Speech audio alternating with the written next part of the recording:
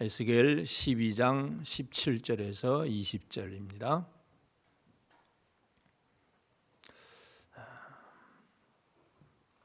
하늘 말씀을 우리가 다 같이 함께 천천히 같이 읽겠습니다. 17절부터 같이 읽습니다. 시작. 여호와의 말씀이 또 내게 임하여 이르시되 인자야 너는 떨면서 내 음식을 먹고 놀라고 근심하면서 내 물을 마시며 이 땅 백성에게 말하되 주 여호와께서 예루살렘 주민과 이스라엘 땅에 대하여 이르시기를 그들이 근심하면서 그 음식을 먹으며 놀라면서 그 물을 마실 것은 이 땅 모든 주민의 포악으로 말미암아 땅에 가득한 것이 황폐하게 됨이라. 사람이 거주하는 성읍들이 황폐하며 땅이 적막하리니 내가 여호와인 줄을 너희가 알리라 하셨다 하라. 아멘. 우리 하나님의 은혜가 온 성도들에게 가득하길 바랍니다. 아멘.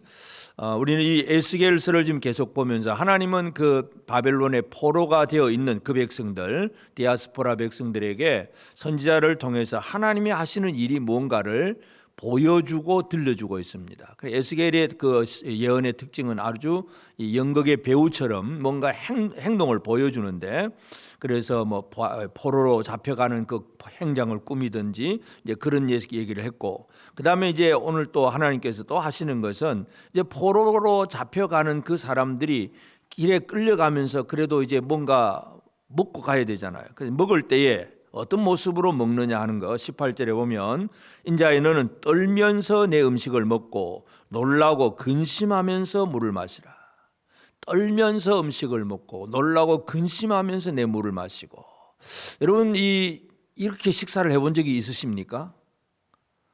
집에서 편안하게, 아니면 좀 더 오늘은 어디 가서 좀 더 맛있는 것을 먹을까, 아니면 어디 분위기 좋은 데 가서 좀 참 먹으면서 참 담소를 나누면서 아주 기분 좋게 먹고 마시는 거, 모든 사람들이 그렇게 원하고 있잖아요. 그렇게 바라고 있습니다. 그런데 하나님께서 에스겔을 통해서 보여주시는 것은 아주 여기서 뜬다는 정도가 아주 그 히브리 원어로 보면 아주 부들부들 떨 정도로, 이 뜬다는 그 단어가 땅 지진이 일어나는 정도로 막 완벽하게 막 부들부들 떨 정도로 그렇게 떨면서 음식을 먹고, 그러니까 어디서 밥을 먹고 있는데 어디서 채찍이 날아올 줄도 모르는 그런 두려움 속에서 그냥 겨우겨우 한 숟갈 먹는 그런 정도, 놀라고 근심하면서 물을 마시는 진짜 비참한 모습, 인간 이하의 취급을 받는 그 모습을 지금 얘기하고 있습니다. 그렇게 보여주면서 그 다음에 이제 19절에 보면 이 땅 백성에게 말하되 주 여호와께서 예루살렘 주민과 이스라엘 땅에 대하여 이르시기를 그들이 근심하면서 그 음식을 먹으며 놀라면서 그 물을 마실 것은 이 땅 모든 주민의 포악으로 말미암아 땅에 가득한 것이 황폐하게 됨이라. 그래서 이제 이 19절의 말씀은 왜 그렇게 두렵고 떨림으로 그렇게 음식을 먹느냐 하는 얘기, 그 땅 백성들 여호와 예루살렘 주민과 이스라엘 땅에 대하여 이르시기를, 예루살렘 주민 그 사람들과 땅에 대하여서 얘기를 하시는데, 그들이 근심하면서 음식을 먹고 놀라면서 그 물을 마실 것은 이 땅 주민의 포악으로 말미암아, 주민의 그 포악한 죄악으로 말미암아 땅에 가득한 것이 황폐하게 될 것이다. 땅이 황폐하게 된다는 말씀을 합니다. 그래서 하나님께서 지금 에스겔에게 이와 같은 행동을 하고 뭔가 말씀하시고자 하는 것은 예루살렘 주민과 이스라엘 땅에 대하여 이르시기를, 땅에 대하여 이르시기를 하는 말씀입니다. 그래서 오늘 말씀의 제목을 땅에 대하여 하는 말씀입니다. 땅에 대하여. 땅에 대하여 그러면 요즘 문자 주고 아무 생각 없이 그렇게 생각을 하면 나는 뭐 땅 한 평도 없는데 뭐 그냥 그렇게 넘어갈 수도 있고, 아니면 좀 뭐 부동산에 아니면 토지에 관심이 많은 분들은 어디 싼 땅 없을까 열심히 뒤져보는 분들도 있을 것이고, 그리고 하여튼 그 땅을 개발해서 어떻게 뭔가 또 이익을 좀 남겨볼까 이런 얘기를 하는 사람들도 있을 것이고, 이 지금 사회 속에서 그렇습니다. 그런데 하나님께서 이제 이 바벨론 포로들에게 예루살렘 땅, 이스라엘 땅이 어떻게 될 것인가에 대한 그러한 말씀입니다. 그래서 땅에 대하여 하는 말씀은 그럼 지금 우리하고는 별 관계가 없는 것 같습니다. 아주 옛날에 그 바벨론 포로되어 가는 그 시점에 이스라엘 땅에 대한 얘기이기 때문에 우리하고는 별 관계가 없을 것 같지만, 그러나 하나님의 말씀은 언제나 모든 사람들에게 적용이 되는 말씀입니다. 그래서 이 땅에 대하여라고 하는 이 말씀이 오늘 우리에게는 어떻게 적용되는가를 오늘 한번 살펴보고, 특별히 오늘 또 우리 5월 셋째 주일 교사주일이기도 합니다. 교사들의 사명이 무엇일까, 이러한 부분들도 함께 적용시켜 보기를 원합니다. 특별히 오늘 우리는 이 땅이라고 하는 주제를 보면 19절의 말씀을 히브리 원어에 보면 이 땅이라고 하는 단어가 두 가지가 있습니다. 그냥 우리 한글말도 땅이라는 단어가 있고 흙이라고 하는 말이 있잖아요. 땅, 흙. 이제 이렇게 하면 땅은 그냥 넓은 땅 얘기를 하는 것이고, 흙은 바로 만져지는, 눈에 보이는 그 흙을 얘기를 합니다. 그래서 이 땅이라고 하는 단어는 히브리어로 보면 에레츠라고 하는 단어가 있고, 흙이라고 하는 단어는 아다마라고 하는 단어가 있습니다. 그래서 19절의 내용을 우리가 한글로 읽어보면 지금 땅인데 히브리어 원어로 보면 이렇게 읽습니다. 이 에레츠, 이 땅 백성에게 말하되 주 여호와께서 예루살렘 주민과 이스라엘 땅 이스라엘 아다마에게 대하여 이르시기를. 그러니까 땅 에레츠에 대해서 말씀하는데 그 예루살렘 주민과 이스라엘 땅 아다마에 대하여 이르시기를. 그들이 근심하면서 음식을 먹고 놀라면서 물을 마실 것은 이 땅 에레츠, 이 땅 주민의 포악으로 말미암아 이 땅 에레츠에 가득한 것이 황폐하게 될 것이다. 그러니까 땅의 에레츠라고 하는 단어를 사용하면서 특별히 아다마라고 하는 단어를 하나 사용을 합니다. 예루살렘 주민과 이스라엘 아다마에게 대하여, 땅에 대하여 하는 얘기는 아다마에 대하여 하는 말씀입니다. 그래서 오늘 우리는 이 아다마라고 하는 단어, 에레츠라고 하는 두 단어를 하나는 동시에 사용하고 계시는데, 이 의미를 한번 살펴보면서 참 이 땅이 어떠한 땅인가, 이 땅이라고 하는 개념이 결국은 무엇인가를 우리가 먼저 한번 살펴보기를 원합니다. 하나님은 이스라엘 백성들에게 첫 번째 이제 아브라함, 믿음의 조상 아브라함에게 땅에 대한 약속을 하셨잖아요. 땅에 대한 하나님의 첫 번째 약속은 창세기 13장 14절 15절에 보면, 롯이 아브라함을 떠난 후에 여호와께서 아브라함에게 이르시되 너는 눈을 들어 너 있는 곳에서 북쪽과 남쪽 그리고 동쪽과 서쪽을 바라보라. 보이는 땅을 내가 너와 내 자손에게 주리니 영원히 이르리라. 하나님은 아브라함을 선택을 해서 이제 이 애굽에도 한번 갔다 오고, 그다음 자기 조카 롯하고 이제 분리하고 난 다음에 하나님이 아브라함에게 하신 것은 동서남북을 다 쳐다보라는 얘기예요. 보이는 땅을 다 주겠다고 말씀을 합니다. 그래서 이 땅이라고 하는 것이 참 지금도 우리 문자 그대로 하나님 우리에게 복 주시면 우리 얼마나 큰 땅 부자가 되겠습니까? 내가 쳐다보는 데 전부 내 것이 된다고 생각을 한다면 진짜 큰 땅에 세상에 큰 부자일 거예요. 하나님은 아브라함에게 그 약속을 하셨어요. 그리고 이제 그 400년 후에 애굽에서 포로가 되었다가 이제 노예가 되었다가 나온 그 민족들이 이제 가나안 땅을 차지하게 합니다. 아브라함이 보았던 땅을 400년 후에 그 백성들이 이제 후손들이 차지를 하게 되는데, 근데 그 땅을 차지하는 광경도 그렇게 쉽지는 않아요. 왜냐하면 하나님께서 주시겠다고 분명히 약속을 했는데 400년이라는 시간이 지났고 여전히 그 땅에는 어떤 사람들이 살고 있느냐? 가나안 족속 7족속이 살고 있습니다. 거대한 아낙 자손들도 살고 있습니다. 그러니까 12정탐꾼이 쳐서 가서 그 땅을 정탐을 하고 보니까 참 좋기는 한데, 그런데 그 거인 족속들 앞에 우리는 메뚜기 같다, 못 가겠다, 안 되겠다는 얘기죠. 하나님은 땅을 주시겠다고 했는데 불신의 정탐꾼 10명의 정탐꾼들은 못한다고 얘기했는데 우리 게 아니다, 그렇게 얘기를 하는 거예요. 그런데 여호수아 갈렙 두 사람은 그들은 우리의 먹이다, 하나님은 우리에게 약속하신 땅이니까 가자.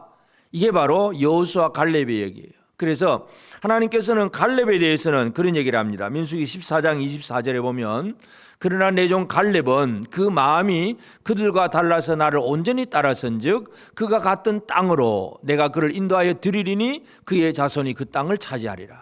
하나님은 갈렙에게 한 번 더 예언을 해주신 거예요. 갈렙이 그 땅을 차지하게 될 것이고 그의 자손이 그 땅을 차지하게 될 것이다. 하나님의 약속을 믿음으로 받아들이는 사람은 이 땅을 차지하게 될 것이다 하는 것을 하나님 말씀을 하십니다. 그리고 이제 하나님이 주시고자 하는 그 땅은 사람들이 바라볼 때에 또 이렇게 성경에 이렇게 많은 표현들이 그 가나안 땅을 흔히 뭐라고 표현하느냐 하면 젖과 꿀이 흐르는 땅이다, 그렇게 표현을 합니다. 젖과 꿀이 흐르는 땅. 여러분 머리 생각 속에 젖과 꿀이 흐르는 땅이라 그러면 어떤 감동이 옵니까? 젖과 꿀이, 젖이 흘러가고 꿀이 흘러간다. 뭔가 아주 비옥한 이제 그런 이제 비옥한 땅으로 연상을 하는데, 근데 가만히 지금도 중동 지역은 마찬가지입니다. 그 이스라엘 땅이 어떤 비옥한 땅이라고는 할 수가 없어요. 예를 들어서 그곳에는 씨앗만 뿌리면 곡탁 싹이 나고 막 곡식이 잘 자라고 그런 땅이 없어요. 여러분, 전 세계에 몇 대 곡창지대가 있는데 지금 이 전쟁 중인 우크라이나 그 광활한 평야가 아주 곡창지대예요. 거기에서 밀을 심으면 밀이 많이 자라고 온 세계에 공급하다 보니까 지금 모든 원자재가 그 농산물이 거기서 많이 나올 수 있어요. 근데 지금 전쟁 중이니까 농사도 제대로 못하고, 그리고 또 수송도 잘 안 되니까 지금 막 농산품 값도 올라가고 석유값도 올라가고 막 다 에너지원이 전쟁 때문에 지금 그렇게 되고 있는 거예요, 사실은. 근데 하여튼 그런 넓고 비옥한 땅, 여러분 또 이집트로 내려가 보면 변함없이 흘러가는 나일강을 가지고 강물을 이용을 해서 그 넓은 또 평야에서 사람들이 농사를 짓기 때문에 하늘에서 비가 좀 안 와도 애굽 땅은 늘 풍성해요. 가난한 사람들은 심심하면 기근이 들리면 전부 애굽으로 내려가서 양식 사고할 그런 정도로 애굽 땅은 또 비옥한 땅이고, 저 북쪽 지금 이들이 끌려간 바벨론 땅도 그 유프라테스 강과 티그리스 강 큰 두 강이 흘러가는 그 땅 사이니까 그 땅도 비옥한 땅이에요. 그러니까 이 애굽 땅이나 남쪽 애굽 땅이나 북쪽에 있는 바벨론 땅이 다 비옥한 땅인데, 가나안 땅은 결코 그렇게 비옥한 땅이 아닙니다. 평지가 조금 있긴 하지만 산지도 많고 골짜기도 많고 농사 짓기는 그렇게 좋은 땅이 아니에요. 여러분들이 한번 가보면 이게 그렇게 젖과 꿀이 흐르는 땅인가 싶을 정도로 의아해할 정도입니다. 근데 젖과 꿀이 흐른다는 개념은 문자적으로 본다면 젖이 흐른다는 거 뭐예요? 우유, 소가 젖을 짜는 거예요. 그러니까 이 소를 방목을 해서 키울 수 있는 그 목초지가 있다는 얘기고, 꿀이 흐른다는 얘기는 꽃이 많이 피어서 벌들이 날아다니면서 꿀을 많이 이렇게 채집을 할 수 있는 그런 비옥한 땅의 개념이긴 한데, 농사를 짓는 개념으로 본다면 그렇게 비옥하다고는 얘기를 못해요. 그러나 하여튼 젖과 꿀이 흐른다 하는 얘기는 그만큼 그것은 아주 평화로운, 그래서 아주 꽃도 잘 피어 있고 초목이 좋아서 소나 양떼들이 그걸 뜯어먹을 수 있을 정도로 아주 넉넉하게 보이는 그런 모습입니다. 그렇다고 해서 또 이 초목도 넉넉하냐 하면 우리나라 땅하고 비교해봐도 그 양떼들이 있는 곳에 가보면 거의 사막에서 풀 뜯는 정도예요. 풀도 별로 없어요. 그냥 우기 때는 조금 더 자라겠지만 건기 때가 가보면 그냥 메마른 땅 사막이에요. 그곳을 하나님은 젖과 꿀이 흐르는 땅이라고 얘기를 해요. 그럼 왜 그 땅이 젖과 꿀이 흐르는 땅이냐? 젖과 꿀이 흐른다는 개념은 예레미야 11장 4절 5절에 보면, 이 언약은 내가 너희 조상들을 쇠풀무 애굽 땅에서 인도에 이끌어내던 날에 그들에게 명령할 것이라. 곧 내가 이르기를 너희는 내 목소리를 순종하고 나의 모든 명령을 따라 행하라. 그리하면 너희는 내 백성이 되겠고 나는 너희 하나님이 되리라. 내가 또 너희 조상들에게 한 맹세는 그들에게 젖과 꿀이 흐르는 땅을 주리라 한 언약을 이루리라 한 것인데, 오늘이 그것을 증언하느니라 하라 하시기로 내가 대답하여 이르되 아멘 여호와여 하였노라. 예레미야가 그런 얘기를 합니다. 그래서 하나님께서 예레미야를 통해서 그 조상들에게 젖과 꿀이 흐르는 땅을 주겠다고 약속을 했는데 이제 이것이 이루어진다. 언약을 이루리라 하는 말씀이에요. 젖과 꿀이 흐른다는 개념은 결국은 하나님의 언약의 백성들이 누리는 복이라는 걸 우리가 기억을 해야 됩니다. 다시 말해서 이 땅을 젖과 꿀이 흐르는 땅으로 만들어 주시는 이도 하나님이시고, 오늘 본문에 보면 그 땅을 황폐하게 하시는 이도 하나님이십니다. 그래서 우리 땅에 대하여 하나님은 땅을 주실 수도 있고 그 땅을 젖과 꿀이 흐르는 땅으로 만드시기도 하고, 그리고 그 땅을 황폐하게 하시기도 한다는 것, 이걸 우리가 먼저 기억을 해야 됩니다. 그래서 오늘 이제 그 예루살렘 이스라엘 땅에 대하여, 이스라엘 아다마를 대하여 하신 말씀, 그것은 바로 황폐합니다. 땅이 황폐하게 될 것이다. 근데 왜 황폐되느냐? 이 땅 모든 주민의 포악으로 말미암아 땅에 가득한 것이 황폐하게 될 것이다. 그렇게 말씀을 합니다. 땅의 황폐는 무엇 때문에 황폐하느냐? 사람 때문에 황폐해야 됩니다. 사람 때문에 땅이 황폐해요. 그러니까 아담아라고 하는 단어를 우리가 잘 흙이라고 하는 단어, 이 하나님께서 아담을 지어 사람 첫 번째 사람 아담을 지으셨을 때에 이 아담이라고 하는 사람이 왜 아담이라고 지었냐? 흙에서 나왔기 때문에 아담이라고 지은 거예요. 흙 아담아에서 아담이 나온 거예요. 그래서 아담아를 경작하게 하신 거예요. 이 발음을 잘 들으셔야 돼요. 아담아에서 아담이 나왔고 하나님은 아담아를 경작하게 하셨어요. 근데 아담이 죄를 지었어요. 아담이 죄를 짓고 나니까 아담아가 저주를 받습니다. 창세기 3장 17절에 보면 아담에게 이르시되 내가 네 아내의 말을 듣고 내가 내게 먹지 말라 한 나머지 열매를 먹었은즉 땅은 너로 말미암아 저주를 받고 너는 내 평생에 수고하여야 그 소산을 먹으리라. 아담이 하나님 앞에 범죄함으로 아담아가 또 저주를 받습니다.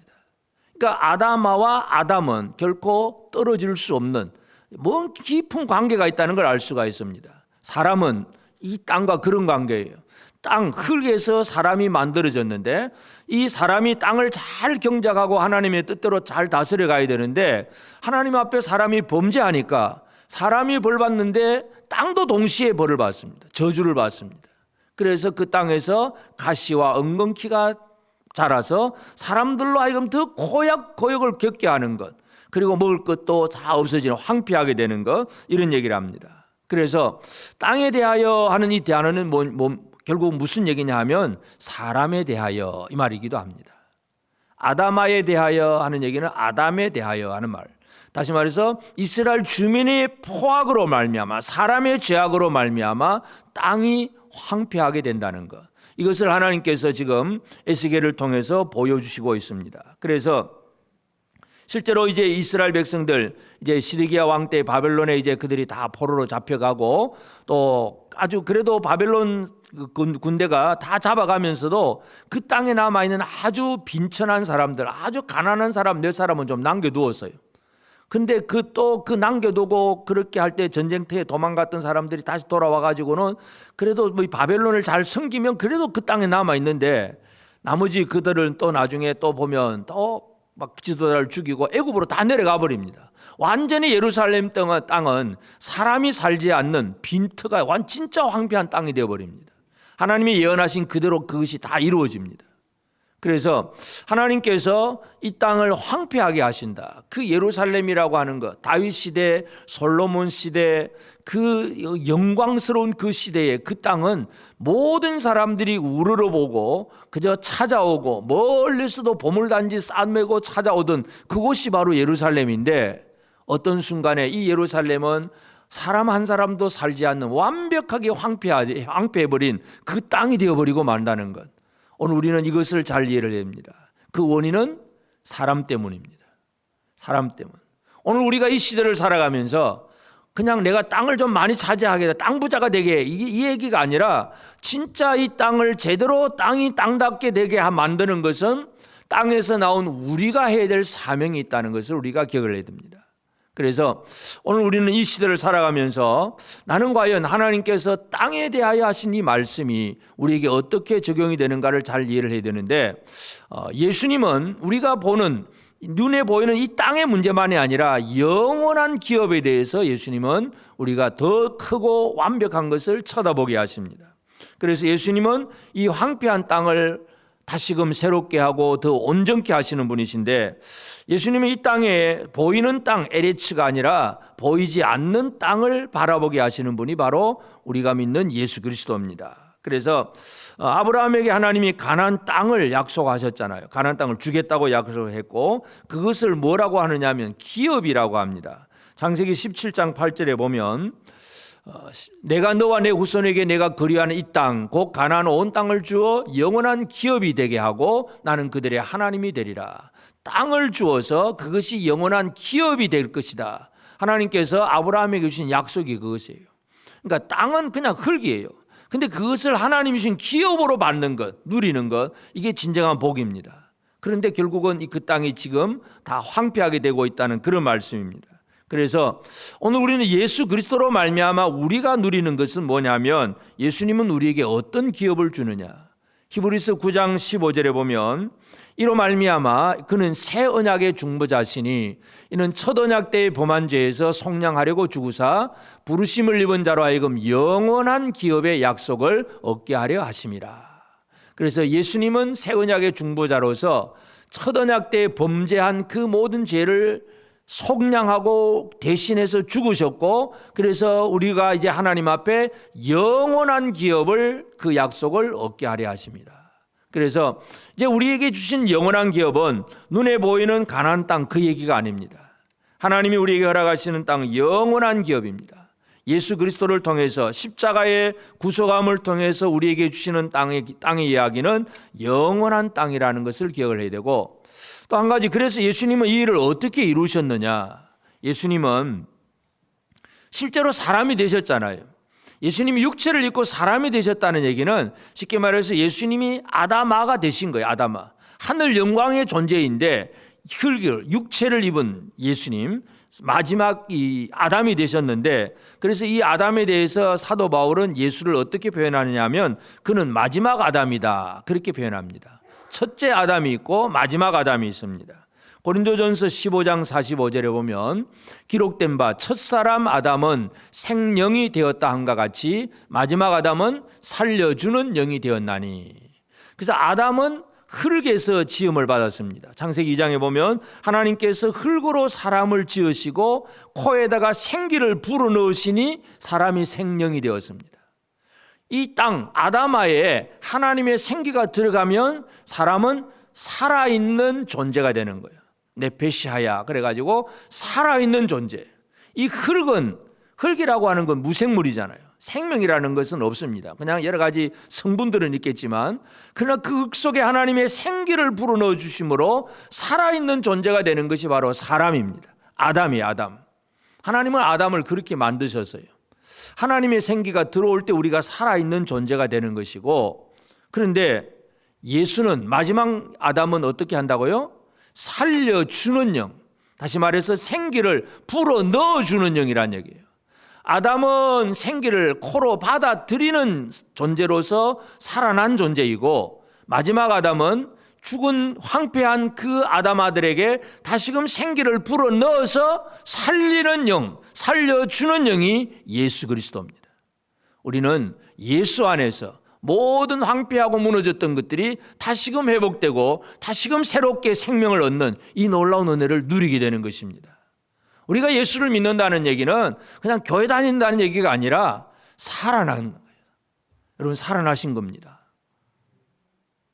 살아났다는 거 믿으십니까?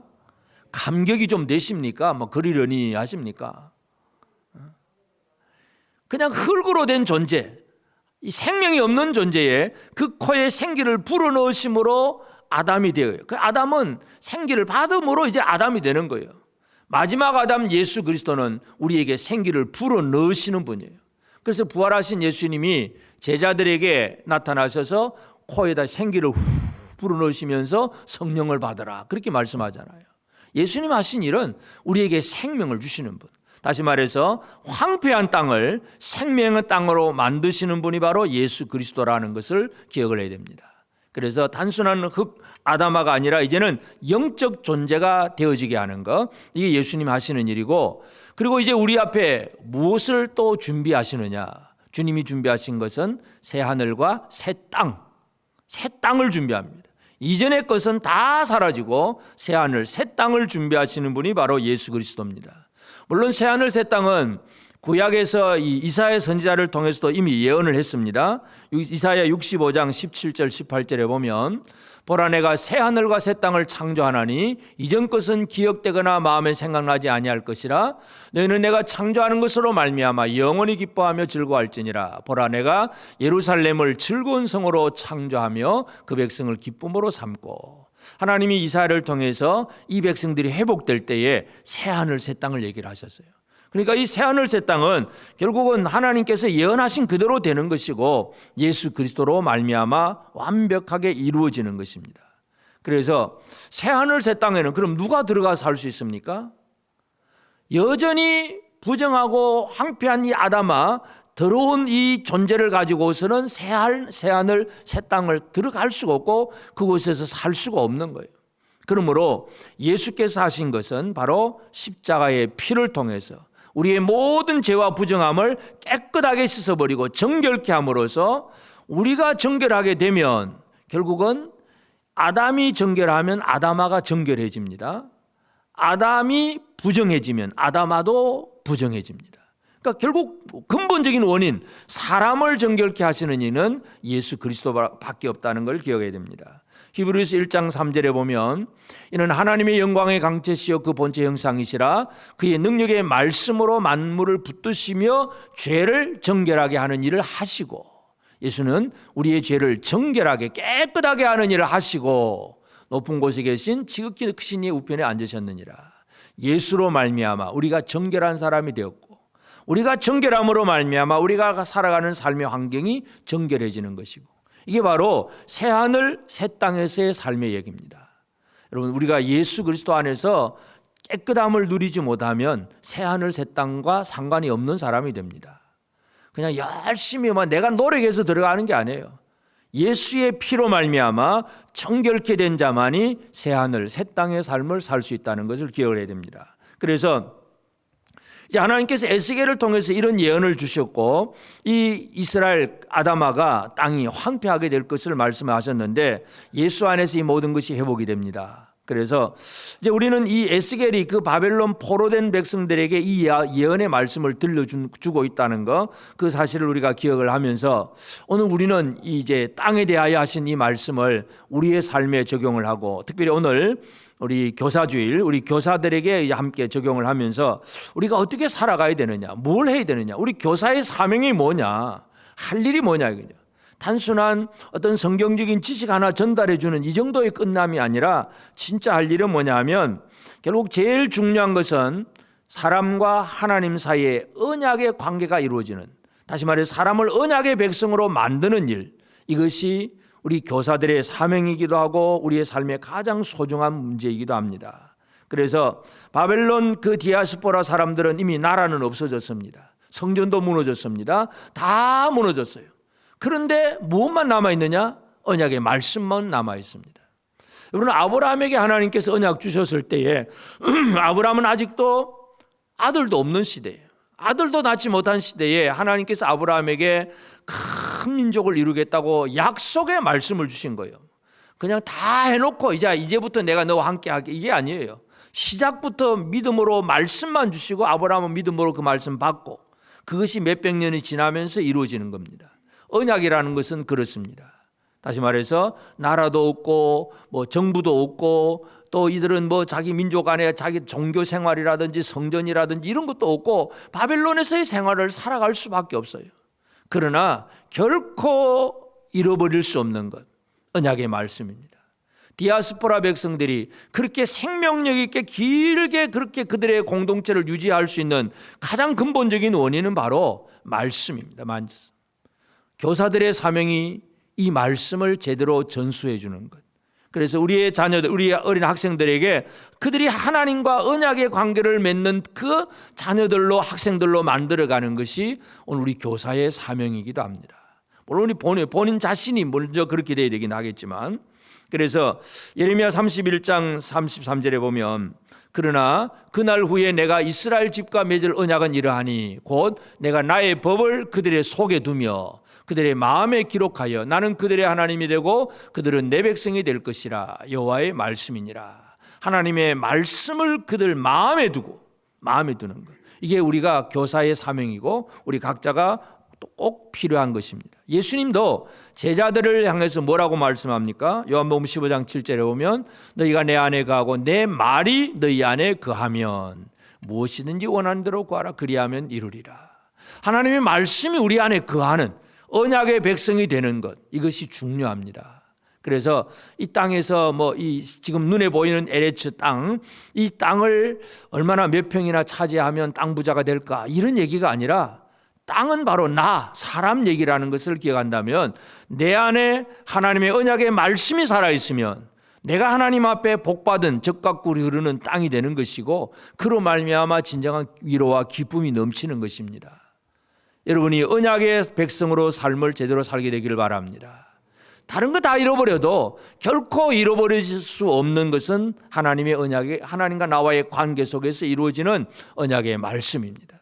이 말씀이 제대로 무장되는 사람이 되어야 됩니다. 우리 교사들이 학생들을 가르친다는 것은 우리의 학생들이 하나님과 언약이 있는 사람으로 그들을 교육하고 이끌어가는 것, 이것이 우리 교사의 사명임을 기억하게 될 바랍니다. 또 한 가지는 결국 이들이 바벨론 땅에서 살게 되는데, 이 바벨론 땅에서 살지만 그들은 바로 거룩한 백성으로 살아가야 될 의무가 있습니다. 사람이 부정하면 땅도 파괴됩니다. 사람이 거룩하면 그 거룩한 사람의 살고 있는 환경도 다시금 회복이 됩니다. 땅을 황폐하게 하는 원인은 그 땅에 사는 사람의 죄악 때문입니다. 그래서 하나님은 이스라엘 주민의 포악에 대해서 그 땅을 황폐하게 하십니다. 그러면 우리가 해야 될 것은 어디서든지 거룩함으로 살아가야 됩니다. 여러분, 아까 말씀드린 정탐꾼들이 가나안 땅을 가보니까 뭐 포도송이 하나가 너무 커서 이 막대기 끼어서 두 사람이 어깨에 매일 정도로 그렇게 아주 사람들은 아주 비옥하다고 생각을 하는데, 그런데 그 땅이 바로 저주를 받는 땅이 됩니다. 하나님은 레위기 18장 24절 25절에 보면, 너희는 이 모든 일로 스스로 더럽히지 말라. 내가 너희 앞에서 쫓아내는 족속들이 이 모든 일로 말미암아 더러워졌고 그 땅도 더러워졌으므로 내가 그 악으로 말미암아 벌하고 그 땅도 스스로 그 주민을 토하여 내느니라. 사람이 더러워지면 땅도 더러워집니다. 그래서 어떤 물질적으로 또는 물리적으로 농사는 잘 될 수 있는지 몰라도 그 땅이 더러워지면 하나님은 그 땅을 심판하십니다. 하나님께서 그 땅을 심판하세요. 사람이 범죄하면, 사람이 잘못되면 그 땅도 무너질 수밖에 없어요. 지난 주간에 북한 선교연구원 개원 세미나가 있어서 이제 부산을 한번 갔다 왔는데, 북한에서 이제 사역하던 분의 이제 짤막한 보고들이 몇 가지가 있었는데, 그 중에 하나가 이제 그 북한적인 너무 이제 굶고 살잖아요. 그래서 식량이 없으니까 참 해결하기가 힘듭니다. 옥수수를 심으면 이 옥수수라는 게 뭐 땅의 영양분을 다 빨아가지고 빨리 그냥 많은 양을 내는데 그 다음부터는 또 농사를 지을 수도 없고. 그래서 이 선교사가 그 북한 지역에 흙을 한 좀 가져와가지고 우리나라에 들고 와가지고는 성분을 좀 분석을 해달라 그럽니다. 성분 분석하니까 뭐 이 북한에 있는 땅이나 우리 땅이나 뭐 똑같은 땅입니다. 똑같은 땅입니다. 문제는 이 땅, 북한에 있는 이 땅은 미생물이나 어떤 이 유기물 같은 거름이 될 수 있는 그런 것들이 하나도 없는 완벽하게 죽어버린 땅이라는 얘기예요.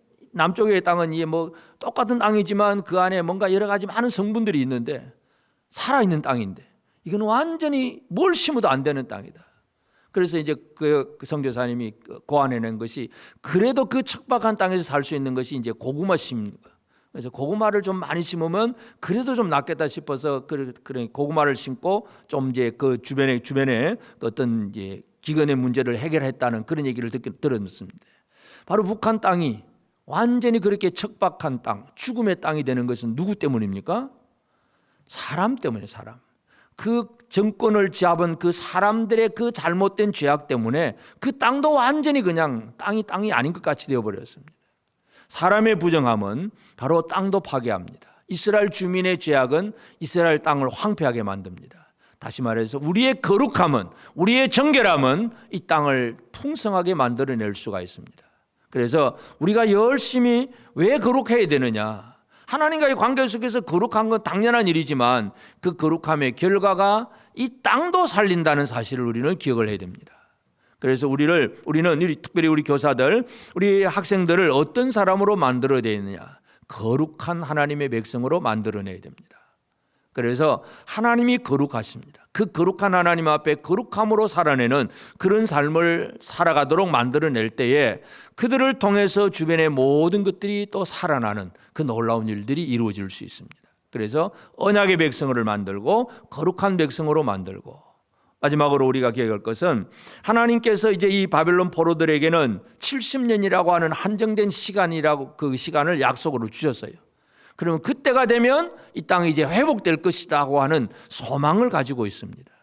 다시 말해서 바벨론 디아스포라 백성들은 이 70년 후에 땅의 회복을 바라보고 있는 거예요.